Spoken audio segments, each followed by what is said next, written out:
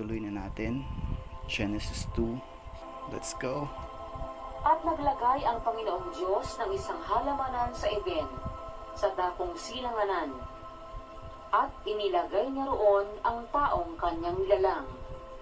At pinatubo ng Panginoong Diyos sa lupa ang lahat na punong kahoy na nakalulugod sa paningin at mabubuting kanin.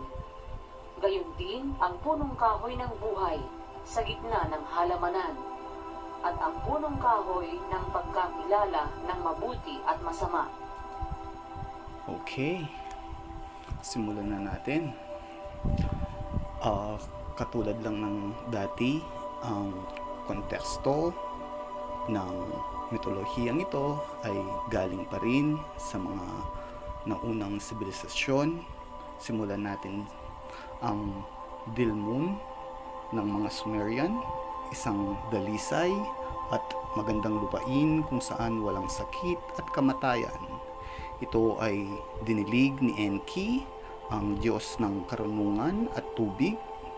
Kinakatawan ng Dilmun ang perpekto, hindi nasisirang mundo, isang banal na modelo na kung ano ang maaaring maging buhay ng walang pagdurusa o kamatayan.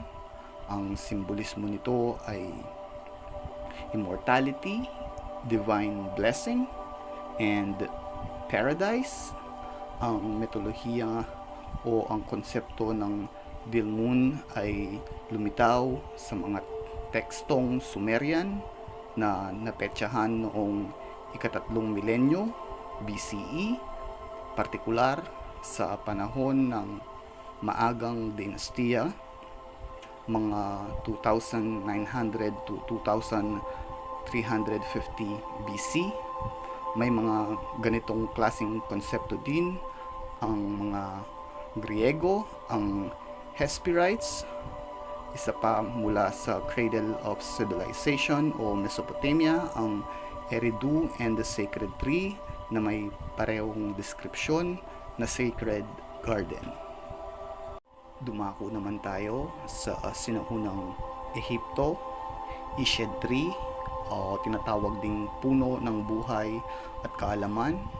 Sinasabing isinulat ng mga Diyos na sina Tot at Seshat ang mga pangalan ng mga paraon sa mga dahon ng sagradong Ished Tree sa Heliopolia, humigit kumulang 3,000 taon bago pa man mauso si Heso Kristo.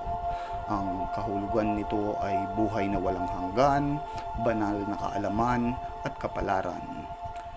Ang sinaunang kulto naman ni Kristo, FYI, ang lahat ng relihiyon ay nagmula sa kulto sa umpisa. Kapag dumami na sila, magiging na silang religion. Gnosticism, ito yung mga kulto na sumasamba din kay Kristo, ngunit magkaiba ang turo at mga kwento.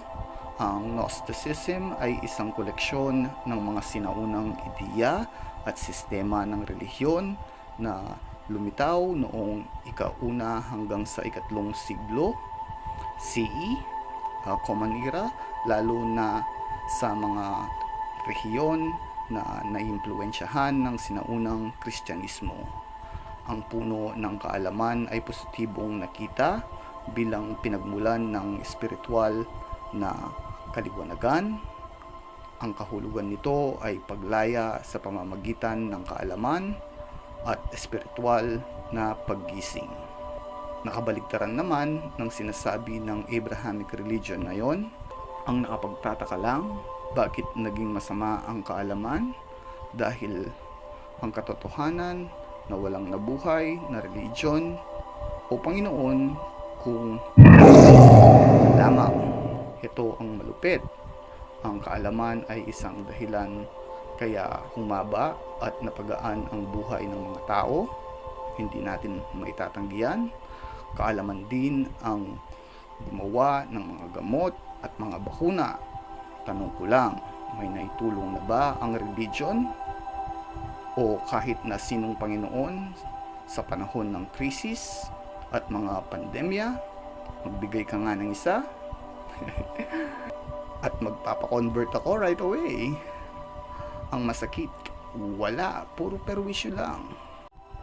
Alam mo ba na may panahon na naniniwala lahat ng mga tao sa Panginoon? Ang tawag nila dito ay Dark Ages. How ironic, di ba? 1/4 na lang ng populasyon ng Europa ang natira. Nagkaroon ng pandemya, ang Black Death, isang bubonic plague pandemic na nagwasak sa Europa sa pagitan ng 1346 at 1353 na pumatay sa tinatayang 50 milyong tao. May nagawa ba ang dasal? Ito ang dahilan kaya maraming bansa sa Europa ang hindi na naniniwala sa scam ng religion. Kasama sa kasaysayan ang lahat ng yan na hindi nila ituturo sa ating mga paaralan dahil pinangangalagaan nila ang multi-billion business, pinaka-epektibong pangkontrol ng mga tao at para mapadali ang korupsyon.